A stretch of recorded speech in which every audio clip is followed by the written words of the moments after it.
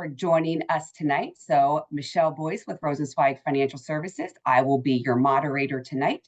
And our topic for this month is life settlements. And some of you might not know what a life settlement is. So by the end of this session, you are definitely going to have a much better understanding. So a little housekeeping items. Now we have the chat feature you'll see in the toolbar there. If you have any questions throughout, go ahead and put those questions in. I will try to man the chat box and read them as it goes on, or I'll make sure that we get to them at the end of the session. Okay, so it is my pleasure tonight to make the introductions of our speakers. So you are lucky enough to have a brother and sister duo tonight. We have Mr. John Mendelson and Ms. Jamie Mendelson of the Asher Group. So John, who's the CEO and a former educator, he used to teach second grade in the Orlando area before he got fed up with school systems, right? And became an entrepreneur with the Asher Group. Jamie is the executive vice president and the go-to resource for advisors like myself and policy owners who are looking for a solution when they are looking to exit their life insurance policies. So Asher is located in Orlando, but they have a national footprint. They speak all over the country to advisors like Mickey Stewart and myself at Rosenzweig, but also at different councils. They speak to estate planning councils. They presented at the Harvard Business School of Wealth Management, the Notre Dame Tax Institute, all names you've probably heard, a few times, some nice places. And they do this to educate on life settlements due to the fact that it's an asset as someone's estate. So we hope that you enjoy tonight's discussion. And I said you're going to learn a lot more about life settlement. So let's kick it off. So a quick disclosure. And now let's start with, the planning scenarios that involve life insurance valuation. So you're going to hear the term valuation or what's your policy's value a lot tonight. And when we're in the planning process and you're acquiring life insurance, like if Mickey Stewart and myself are helping you acquire it for a solution, it's usually for individuals, for maybe death benefit, estate planning, or for businesses when it comes to, funding a buy-sell agreement or executive benefits. Oftentimes, throughout the life of that policy, you need to get it valued for some reason, okay? A simple example is for tax reporting, right? Let's say you have an individual policy and you want to transfer it into a trust for estate planning. Well, you need to get the current valuation of that policy so that you can figure out what the tax reporting is for that transfer. So a lot of people are used to getting policy valuations while they own the policy, but then when they get to the end of the life cycle that maybe they no longer need that policy, they don't think they have any options. And oftentimes they just cancel the policy for zero value or the surrender value, and they never actually shop the market to say, what's my policy value? So that's where a life settlement could come in to say, like any other asset, what's the value? Okay, so let's get started. Jamie, I'm going to have you kind of level set the playing field for everyone. If they've never heard the term, give us in your own words, what exactly is a life settlement? Well, it's great to be here, and what a great question to start with. So a life settlement, by definition, is the sale of an existing life insurance policy. So life insurance that you've had in place, whether it's 5 years, 10 years, 15 years, 20 years. So existing policies, it's the sale of that policy for an amount greater than the surrender value, but less than the death benefit. So when you think about a life settlement, which is the sale of an existing policy, there's an opportunity to sell your existing life insurance in an open market for some value somewhere in between the surrender value, which is the value the carrier would give you, and the death benefit of the policy. So the same way you can sell other ordinary property in a secondary market, whether it's real estate, art, jewelry, you can actually do that with your existing life insurance policies. Interesting. So there's a whole secondary market out there that probably a lot of consumers aren't familiar with. You're right, absolutely. And this market has been around for over 2 decades. So, all right, so now that you explained a little bit kind of what it is, so why would someone consider this as a solution? And, I'll hop in for a minute here, Michelle. So, there are so many times that life events happen where you put a policy in place for all the right reasons, and then time goes by, and maybe you sold the business, the kids have grown up. Maybe there's been some of the God forbids, where, simply, the spouse predeceases one of the others, or the children predecease the parents. It could be for they've gifted away all their wealth. And they just don't need as much coverage for estate planning purposes. So there's all different types of reasons. And when those reasons, they come up to the surface, you're meeting with your planning team, your attorney, your CPA, maybe the adult children, and you're really looking at, do we even need this coverage? Or maybe, would it make sense to free up those premium dollars that we're paying for these policies? Look at maybe putting new coverage on the adult children, that are insurable. Maybe they're in their 40s to 60s, versus the parents. Now you freed up some capital to be able to kind of insure the next generation. So in other words, the policies, they did their job. And now when it's time to consider exit options, you can shift some of that liquidity into the next generation itself. So when those life events trigger new ideas for planning or new solutions, that's when it's really time to really get to that valuation, understanding what it's worth. And we know all of these reasons, and I'm not going to go through all of these, but we've seen, whether it was during COVID, people are looking for ways to fund home care, and not being all the different communities or assisted living facilities. They would take maybe one or two of their policies, or just sell one to help pay for the other, or sell one of the policies to help get even better home care for their loved ones. It could be charities or nonprofits that you work with, or maybe you're looking to donate policies, or more dollars to a meaningful cause. Well, instead of canceling or equities or selling real estate, maybe one of your policies that's already served its purpose, you could liquidate that policy for more than the surrender value, receive a buyout, and use the proceeds to help fund some of your charitable planning goals. It's all about thinking about life insurance, as Jamie said, like other ordinary property. You would never walk away from a piece of real estate, an art collection, without first knowing what it's worth. You would talk to experts. We're really happy to be able to work with Michelle and Mickey's company and with Stuart, just to be able to really provide that independent mark to market, that valuation of what a policy could be worth. We're going to move next into really about the most identifiable policy. Sometimes people say to us, they say, gosh, would my policy even qualify? How do I know if it would even make sense? Well, the number one reason is increased longevity. Many times people put life insurance in place for all the right reasons, and then they have the audacity to be living into their late 80s and even 90s. And the family's looking at them saying, gosh, I feel this, uncomfortable way. I don't want to bet against mom or dad or grandparents. But there's big premiums due in this policy. What do we do with this? And as I said earlier, it's a great way to still value life insurance. However, you might be able to shift those dollars into new coverage on the next generation, versus sitting there and trying to be worried about, gosh, do I want to continue to pay for these premiums? I thought my policy was paid up, and next thing you know, you have premiums due. We see that a lot for policies sitting in trusts, where maybe they never thought they'd have to pay a premium again, and then next thing you know, they get a premium notice. Many times policies can mature at 95 or 100. So you want to really start looking at this as early as you can in the process. It doesn't mean you have to sell the policy. In fact, just because the policy has value doesn't mean that you should even go through the life settlement. It might mean you should retain the policy. Those will be things that we'll kind of touch upon later as well. If you have term policies have that option that you can potentially convert it to a permanent policy. You don't want to blow past that period of time where you can no longer convert the policy. If you work with the insurance professionals within their organization, they can work with you to look at that.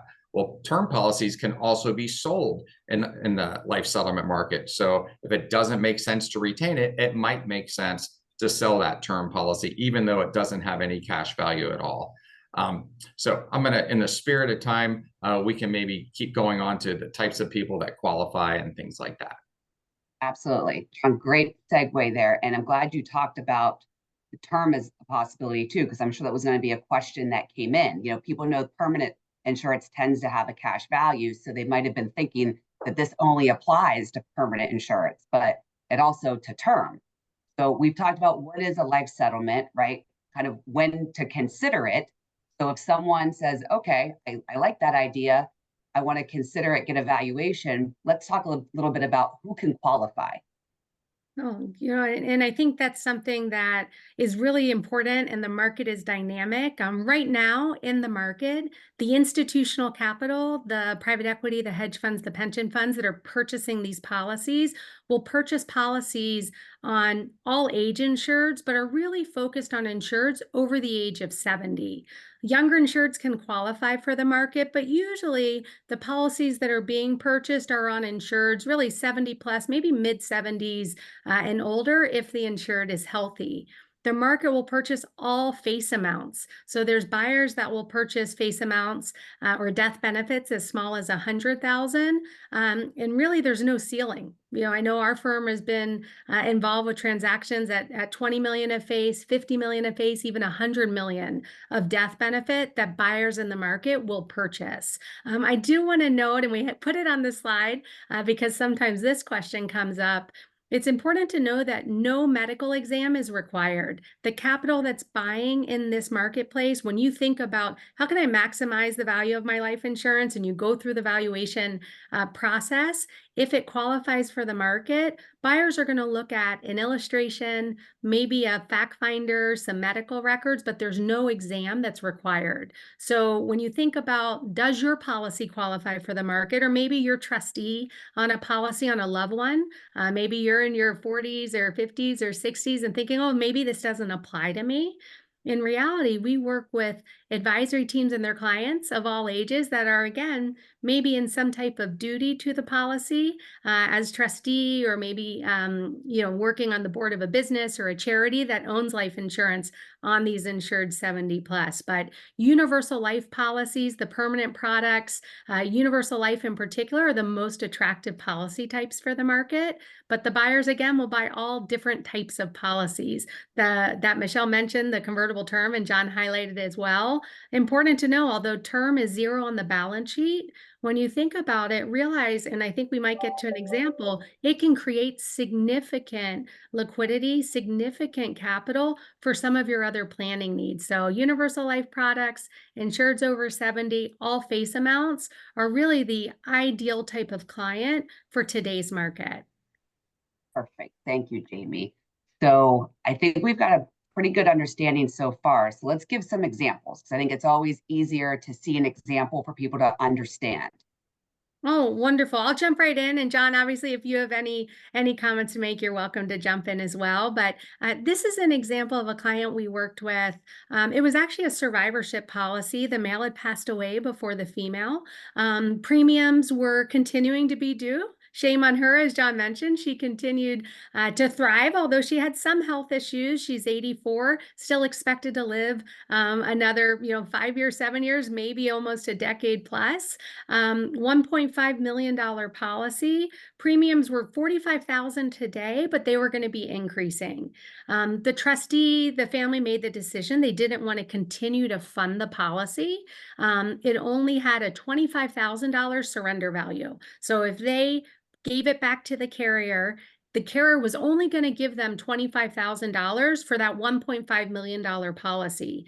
By working with the advisory team, by working with Asher, having representation in this life settlement transaction, after going to market, and we're going to show you a quick visual, and negotiating over a dozen different offers, really 14 in total, from different buyers competing on our auction to purchase the policy. Instead of surrendering the policy for $25,000, that policy sold for almost $500,000, $475,000. So what a great opportunity to create those additional dollars for the trust that this policy was sitting in, to the benefit of those beneficiaries. So keep that in mind. We're talking about the opportunity to create multiple times the surrender value for policies that qualify in the market. And Michelle, let's go ahead and show them the visual of what that auction process looks like. So when you think about an auction, some of you might think about a Christie's or a Sotheby's. You know, they're selling art, they're selling jewelry. You've got the people in the room with the paddles that are raising them, bidding on those tangible properties. Similarly, in this life settlement marketplace, you know, through representation with your advisory team and Asher, we go to market and we force these buyers to compete. So they have virtual paddles. They're, you know, we're on the phone, we're online, we're negotiating with both domestic and international buyers to drive that value up for the policy. And that competition, making sure you're working with a party that represents you in the transaction, and we'll talk about that in just a moment, is really important in this life settlement transaction. There's a lot of information out there. So there's some really aggressive marketers. So knowing the impact of representation in an auction like the slide that's on the screen right now for you, you can see, you know, about a dozen different buyers were bidding on that policy. Some were more interested in it than others, but by forcing them to compete, that policy ended up selling, instead of the first bid of $75,000, by having representation, by having multiple buyers competing to purchase the policy, that policy ended up selling for $475,000, 19 times the surrender value. So again, being here today, learning about the market, so important, and recognizing the importance of seller representation. And I know, John, you're going to probably go in a little bit more detail about the different participants. So before we move off the slide, we can move off the slide if you I wanted have to one more thing to jump Yeah, on I there thought you might. Go with ahead. that slide. And one of the things I love doing about it, what we do for a living, and partnering with, you know, advisory firms like Michelle's, is that, I mean, if you look at that, I mean, someone that does not have representation might have sold their policy for $75,000, maybe even $175,000, leaving hundreds of thousands of dollars on the table. And it's interesting because if you look at that first line, the first bid was $75,000, and if it wasn't for the auction process, it would not have gotten to $475,000 by the exact same buyer. That's one of the biggest takeaways from this slide. It's like any of us trying to buy a piece of real estate, would we ever go in and give our very max offer at the very first time? We would never do it. You know, where Michelle, Mickey, Stuart, their team is fantastic at doing an underwriting auction between all the life insurance carriers to get the best coverage and the best rating class for the clients that they serve. We do the same exact thing for a fair market value auction by forcing competition to deliver, once again, the most value to the client, not the investor, not those funds that we work with. So thanks for letting me chime in there. We can keep going forward. Michelle, do you want me to jump in, or would you like to go right ahead? Okay, I think sure. Jamie had a good setup, you know, in the last slide, talking about the different parties that are in the transaction. Well, you know, it's like everything in life. Who do you take advice from? Who, you know, are you going to take advice from someone that sits on your side of the table, or someone that sits on the opposite side of the table? And, you know, this is in the virtual boardroom that we're sitting in as we complete that auction process. There's two sides to the transaction. There's the seller's representative, and the seller's representative, they have to do everything that's in the client's best interest. Okay, we sit on the same side of the table as the seller. So we're a licensed fiduciary to the seller, to the policy owner. So whether it's an individual, a trust, a business, a charity, any of that, the whole purpose, our prime function, why we exist, is to work with the advisory team while they diligence all the different traditional insurance options, because you might decide to keep the policy. So they might be looking at ways that you can retain the coverage. But while they're doing that, in parallel, we're going to look at creating as much competition as we can to also provide the option, if you decide to liquidate the policy, receive that buyout that's higher than the surrender value. If you do that, most importantly, as the previous slide said, there's only two licenses. You can only be have a license to represent the seller, or now as we move to the next one, have a license to represent the buyer. And the buyer is not aligned with the client's best interests. They're doing what's in the best interest of the investors, the Apollos, the PIMCOs, all these US, UK, European pension plans, reinsurers, large carriers that are actually hedging their life insurance risk, their carrier risk with risk from other carriers. So they're not malicious. They're not doing anything harmful. They're just an investor trying to get a good deal. They only do what's in the best interest of the investor. So you have to be careful. As you'll see in a couple slides, many of these companies, they advertise on the news channels, on the internet, all different types of direct to consumer. And they don't always disclose that their job is to do what's in the investor's best interest, the buyer, not you as the policyholder. So it's always important. If you learn one of the few takeaways today, it's who are you licensed to represent? No different than Michelle's firm. Mickey Stewart, their whole team are licensed to represent you when you're acquiring life insurance for your business, for your estate planning and charitable planning. These investors, these funds, they are licensed to do what's in the best interest of those purchasers, not of those they're purchasing policies from.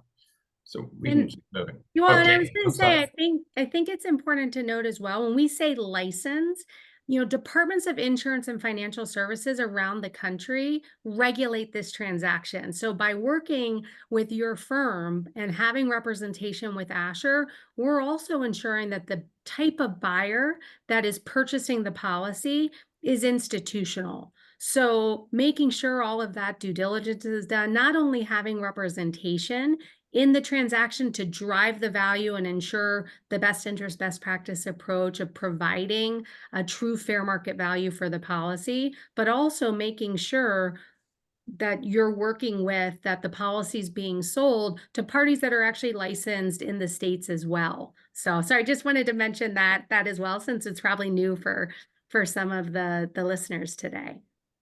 I think that's a very valid point, right? They're going to want to know, I'm counting on these companies to get this lump sum. Who is buying it? Can I count on them to deliver? So I think the first case study that we showed, with going from 25,000 of surrender value to 475 of benefit, clearly a huge jump. So someone was probably thinking right now, well, where do taxes come into play, right? Because taxes come into every transaction. So I guess let's explain, are life settlements proceeds taxable? And great question. So they are taxable. There's actually been revenue rulings since 2009. Those were updated most recently, just a few years ago. But they're very consumer friendly revenue rulings. So up to basis is tax free. If the surrender value is greater than the basis, that portion's ordinary income, but the amount above that to settlement is long-term capital gains. So very consumer friendly. We mentioned earlier that the majority of the buyers purchasing today are most interested in universal life policies or convertible term. So most of the policy transactions that we're a part of, it's almost worst case scenario that a portion of the sale proceeds might be long-term capital gains. So keep that in mind when we're working with you with your policies. Taxation is something, obviously, tax planning advisors to talk to. There are clear revenue rulings. There's a 1099 LS, a 1099 SB that are part of the transaction and the paperwork for reporting, but they definitely take the consumer in mind when they created these, and very friendly for the treatment. The buyers that are buying these policies, it's a reportable sale for those buyers. So they purchase, the fund managers purchase the policy. They're usually building 100 million, $500 million, $1 billion pools. Kind of similar if you think about maybe a real estate portfolio. The buyers are building, instead of REITs, they're building these life settlement portfolios. Those policies for the buyers are going to have an ordinary income component. It is a reportable sale for them. But for you as the seller, probably for most of the policies, if you sell them, if you've made a decision to exit the policy, usually worst case scenario will be long-term capital gains. Perfect. Do you want to just explain a little bit on the screen there of the example? I think it's always when we put numbers to it, makes it easy for people to comprehend. Sure, I'm happy to do that. So let's go through the example. So we have $1 million policy. The premiums paid to date have been $175,000. So they're called premiums paid to date. Some use the term basis. They're usually about the same thing. The surrender value for the policy is only $5,000. So $1 million policy, if the policy owner surrendered it back to the carrier would only give them $5,000. That policy sold in the marketplace for a sale price of $200,000. So $195,000 above the surrender value. But from a tax standpoint, the policy owner's liability is very little because up to basis or premiums paid is tax-free. If the surrender value was greater than the premiums paid, that portion would be ordinary income, but that isn't the case here, right? The cash is only $5,000. So up to basis, the $175,000, tax-free. The amount above that to settlement, so the $25,000 difference, will be taxed at long-term capital gains. So, really a win for all parties here. The market's going to create enough value that I don't think the tax issues will really be an issue for the clients that qualify for the market. Let's jump to another case study. So this Sure. individual, a little bit younger, but he had some changes to his health. He did. And this actually goes back to, I think, your point, Michelle, and John, you touched on it as well. Here's a great visual of a term policy, zero on the balance sheet, that because it's still convertible. So I always say when you buy those term policies, try and set a reminder, a little, task in your calendar to make sure you don't miss the conversion right in the future.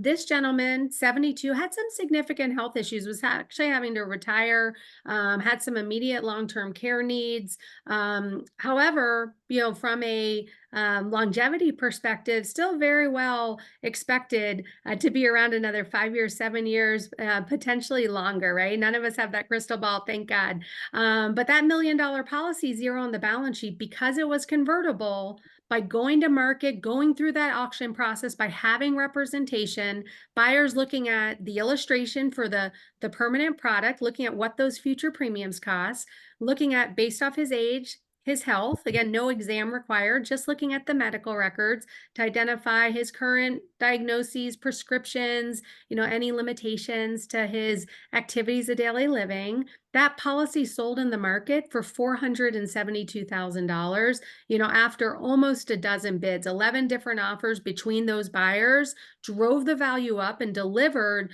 multiple six figures to help alleviate some of the strain that the family was feeling for his long-term care needs. So a great example of, from a market being able to produce significant value. From a tax standpoint, there was no surrender value. So, worst case scenario for this gentleman, a portion of those sale proceeds were long-term capital gains. John, I don't know if you have any comments on that as well, or Well, the only thing I'd say is sometimes people ask us, well, what happens if there's a projected, longevity of 8, 10, 12 years and the insured lives 15, 17, 18 years, whatever. Is there any recourse to the client? And there is not. It's like selling any piece of property. Once the policy, the asset is sold, it's sold. And there's nothing that can unwind. The only thing that's unique in the process is that there are consumer protections where there's typically a 15-day rescission period. So after the client sells the policy, receives their lump sum, if they do have a change of health, something else within their planning, they can unwind the transaction, similar to life insurance has a free look period. So that's something that is another consumer protection in case something like that would happen. And I think to highlight for this example as well, just as a reminder for everyone, this was a gentleman that was going to just let the policy go. They weren't going to fund it. They weren't going to convert it. He had other personal insurance and was making a decision on, do I discard it and lapse it for zero, or is this life settlement option that was brought to him a better option? And I think most of us will agree that multiple six figures is better than zero. So, that's really the biggest takeaway I hope you have today, is the sense of, before you materially change your existing life insurance, before you just surrender it or discard it, going through this valuation process, helping to understand the value of the asset, will either maybe help you make a decision to maintain it if you have the resources and the desire and the need, or put you in a better position to create more capital for other planning needs that you have. I'll tell Sorry. you what my biggest takeaway from this is, Okay. so we're on the front end of this transaction when this individual is looking to, get term insurance. So we always show, kind of all the different carriers, and each term is not created equal, right? So we've got the cheapest term out there that has no convertibility options. Then we go down to some carriers that have convertibility, but only for a short period of time into certain products. Then we have other carriers that have the full, to any product till much later in life. The difference in premium between the cheapest to fully convertible isn't always that much of a difference, but we have to explain to people that value of convertibility in the future. Now, I promise that I guarantee 472,000, he didn't pay that extra money in by having convertible term, right? So it's really for us to explain to consumers up front when they're going to purchase term, the value of that convertibility down the road. Absolutely. And Michelle, you're also making me think about something. I mean, we don't sell life insurance or manage assets, but we do a lot of, kind of, as I said, that independent life insurance valuation analysis. And there's times we look at with advisors and their clients, and they're looking at 2 or 3 different products, what makes the most sense. And we always tell them, if they bring us in and say, what's your opinion? What do you think would, have the most potential value at 10, 20 years from now, 30 years from now, whatever it is? And first of all, we say, well, you should never buy a policy for the purpose of selling the policy in the life settlement. That should never, because we don't have that crystal ball, as Jamie said. We have no idea. So only buy life insurance if you need life insurance and it's the right match, it's suitable, all of that. So that's number one. But the second thing I'd say is, we'll look at products and we'll look at product A, B, or C, and we'll say, gosh, well, product A is clearly 30% less expensive. However, if you're planning on being an angel, not being an angel by age 83 or 84, the premiums jump up significantly higher on that product versus product B, which might be a little bit more expensive, but it is much more manageable. So you're not going to have major cash flow requirements or premium obligations. If the insured lives into their late 80s or even 90s, you can keep the policy for your family, for planning, for whatever the reasons are. So look at the policy and don't just make a decision based off what the cost is today. Look down the road, because a policy that might be a little bit more expensive today might give you so many more options down the road about retaining it or exiting in a life settlement, whatever the right decision is for you. But it's important not to just to look at the front end. You have to look at the back end, no different than any other contract you would get in life. Yes, great point. So let's talk a little bit about what is the average time frame. So what does the cycle look like if someone says, hey, I now understand it. I had one of those life events, or I have a policy that's in trouble. I think I qualify based off my age and my health. What would be the next step? Sure. All right. So I'll just give you the high points on this. In step one, we're just going to really take a look. We have some qualifying questions. You'll never get examined. You don't draw blood. It's nothing like issuing a new policy. We're just going to do a quick gathering of facts, a little discovery to understand what your health looks like, compared to when the policy was issued. And then we're going to understand how the policy prices. We'll look at whether you're, based off standard health, moderate health conditions, significant health conditions, and we're going to give you a range of value, because we'd rather you figure out in step one if this even makes sense to explore this a little bit deeper. If it does make sense, then we go on to step two, and that's all about price discovery. It's about the auction. If this was Sotheby's, Christie's, or selling, a home, it's listing it on our auction process and our auction platform, forcing competition between buyers.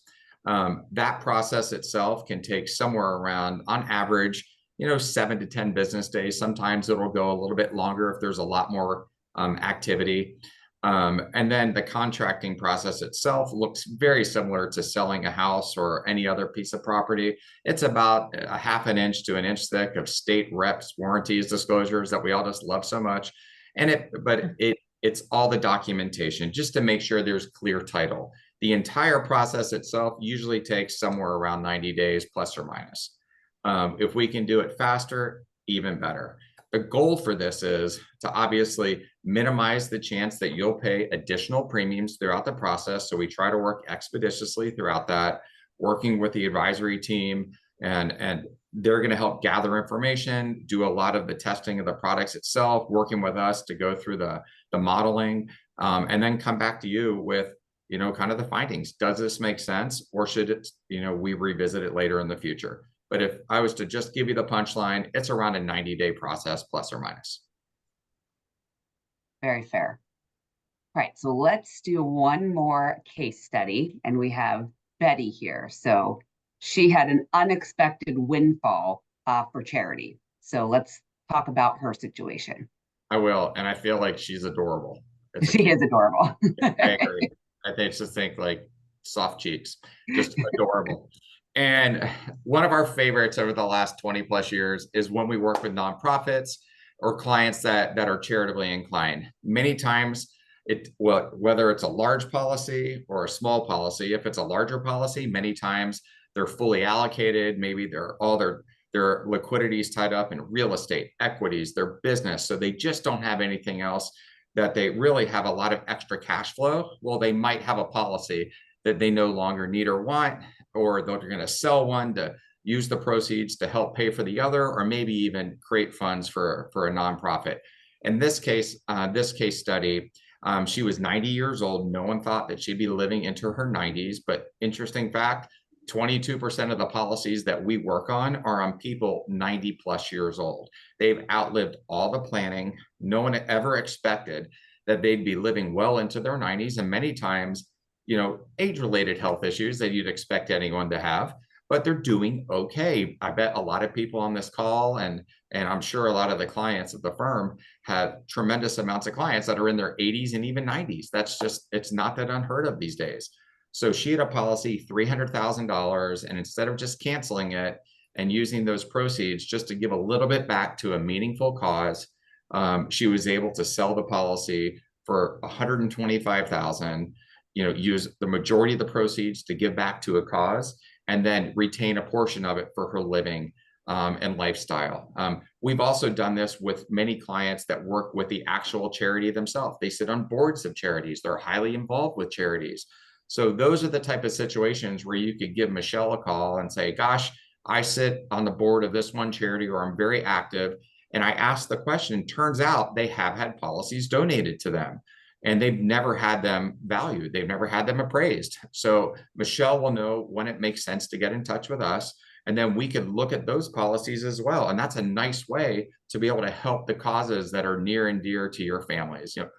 With our company, we love the Crohn's and Colitis Foundation because both my sisters, Jamie and her twin Jill, have Crohn's disease. And to know that we can sit there and help the Crohn's Colitis Foundation solve today's problems by policies that have been donated to them, and the donor can see the benefit while they're living, it's a really wonderful type of feeling. And who would have thought that life insurance that maybe they bought, they were possibly begrudgingly paying premiums for all those years, turned out to be one of the most valuable assets they own, and they were able to kind of reposition it to help solve some of their charitable planning goals.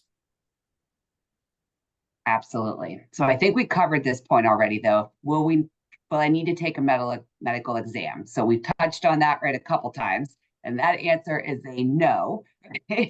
So, and this is just the type of questionnaire that's available. When John said during screening about the fact finding, there's all kinds of tools to help quickly qualify or disqualify a policy for the market, not invasive.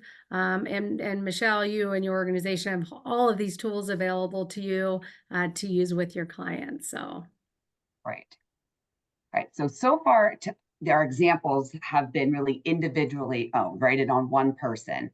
But this last example here was more for business owners, right? So I don't know if they're brothers or best friends here, but they had corporate owned policies. So talk us through this example. Yeah, and I think it's a good point to bring up for everyone listening. So, buyers will purchase policies that are individually owned, trust owned, corporate owned, or even to John's point, owned by charities or nonprofits. In this situation, a policy was actually initially being valued. So, for those of you maybe involved with business succession planning, maybe you work in the M&A space, maybe you're just valuing your own organization, understanding the value of the life insurance, knowing it's, a piece of property the company owns, can be quite valuable. In this case, there were key person policies on these gentlemen, totaling 21 million of death benefit. The product type, the policy type, is a guaranteed universal life policy. Each of them had their own policy. Those policies, based off their age, 80 plus is a great fit for the current market today, and they were in relatively standard health for their age. So 80-year-olds, 21 million of death benefits. Surrender value was less than $200,000. So on the balance sheet for that company, these policies totaling 21 million were only worth 200,000, 178 to be exact. In reality, after going to market, looking at the illustrations, looking at their health, based off of just the efficiency of the policies and their age and the strength of the current market, those policies' fair market value was almost $7 million.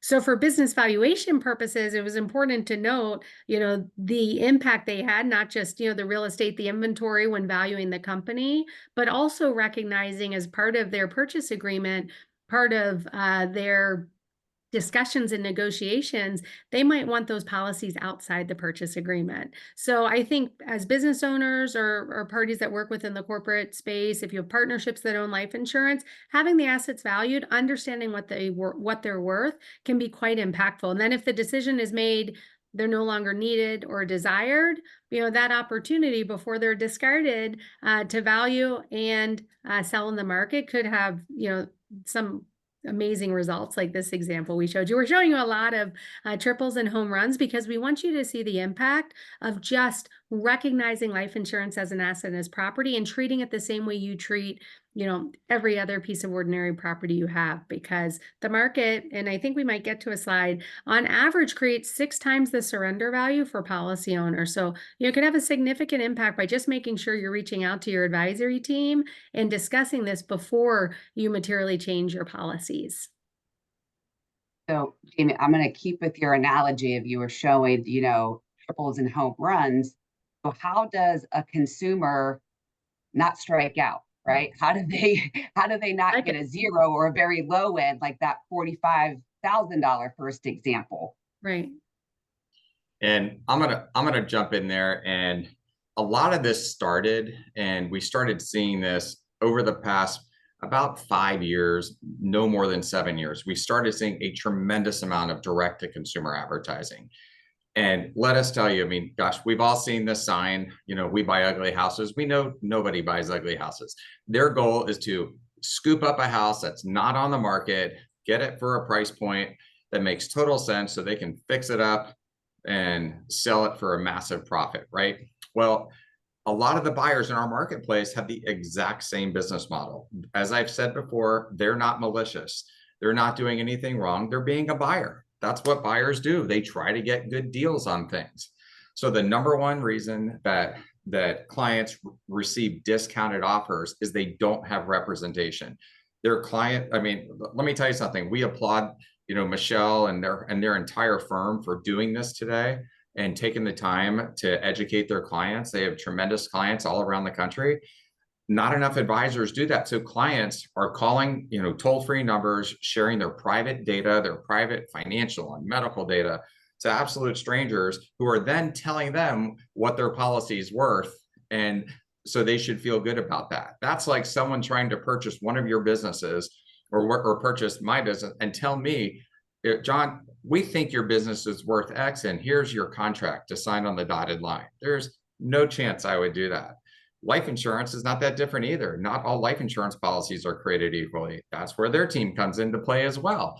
What do you do when there's so many choices? You need to have representation, and there's direct to consumer happening everywhere. Well, I'm a sports fan, so I tell you that's why they play the game on Sundays, because you need to go to market. You need to actually have the auction. If you want to feel confident, what you need to see is there were 17 offers, there were 25 offers, there were 11 offers, whatever it is, but there should never be just that one buyer, that one offer. Because how do you know if you're getting, a good deal? How do you not have seller's remorse? No different than, as I said, on the primary life insurance market, they shop the entire market trying to get you the best coverage by the best carriers. We do the same thing as well in the secondary market. We touched on this a little bit, is the transaction regulated? I think Jamie touched on that point, but let's talk a little bit like what protections are exactly in place, like regulated. Okay, what does that mean for the consumer? Sure. And I think, we touched on it earlier, and the impact is something I think has been wonderful for this industry, is departments of insurance and financial services all over the country regulate the transaction, have licenses in place. We hold, again, the license that represents the seller. They have licenses for the buyers to ensure that policies are being sold to parties that have been involved in this space for many times a number of years, have a strong presence in their area. Some require brick and mortar, and it's really to be involved in the transaction to ensure that policy owners understand the asset that's being sold, the parties that are purchasing it, any of the additional requirements that might happen. But we've been in business, again, for over 20 years.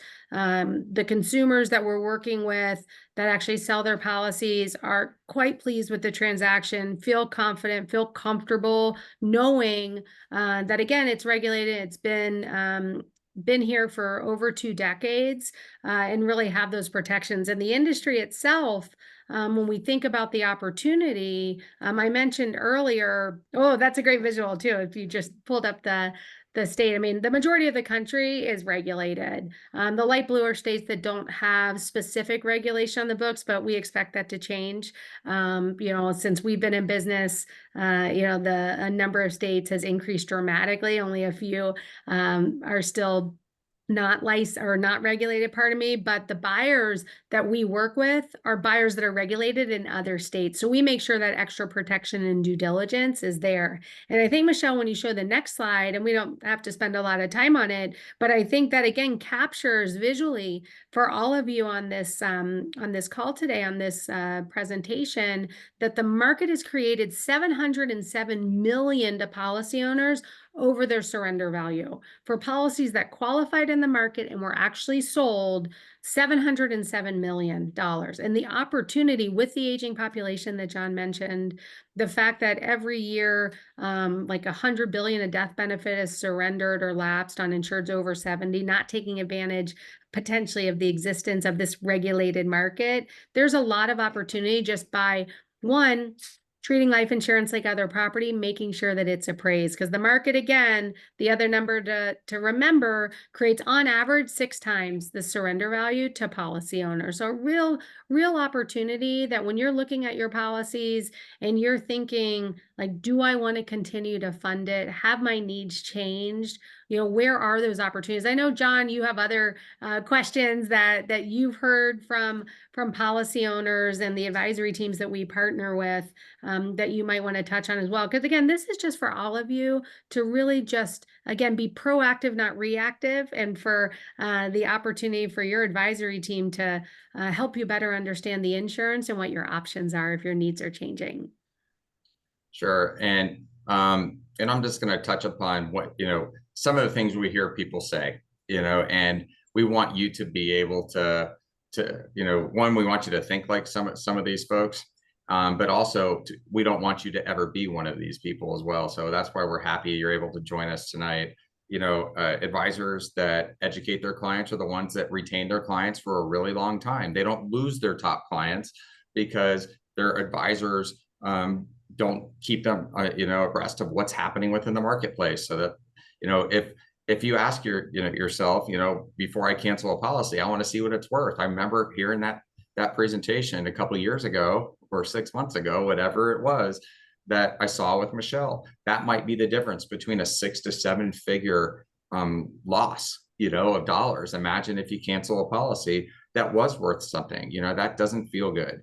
If your premiums do happen to increase, it doesn't have to be a policy that Michelle's firm had sold to you. So you might have a policy that before you became a client, or you had some life insurance left over from a previous advisor.